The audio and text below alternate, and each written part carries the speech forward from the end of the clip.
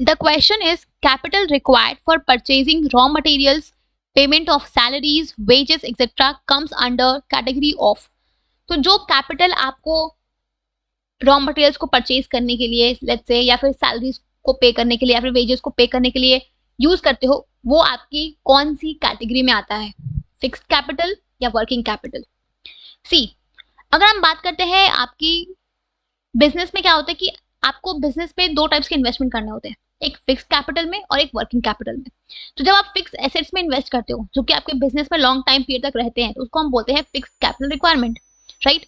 But उसके अलावा हर business को अपने डे टू डे ऑपरेशंस को कैरी आउट करने के लिए भी कुछ फंड्स चाहिए होते हैं। लेट्स से कि आपको रोज के खर्चे करने हैं, आपको सैलरीज देने हैं, वेजेस देने हैं, रेंट्स देने हैं, टैक्सेस पे करने हैं, ये आपके रोज के खर्चे हैं, रॉ मटेरियल्स परचेज करना है, राइट। तो ये आपके कुछ डे टू डे ऑपरेशंस हैं जो आपको, जिसके लिए आपको फंड्स चाहिए होते हैं, ठीक है। तो जो कैपिटल आपको अपने डे टू डे ऑपरेशंस को कैरी आउट करने के लिए चाहिए होता है, उसको हम बोलते हैं वर्किंग कैपिटल रिक्वायरमेंट, ठीक है।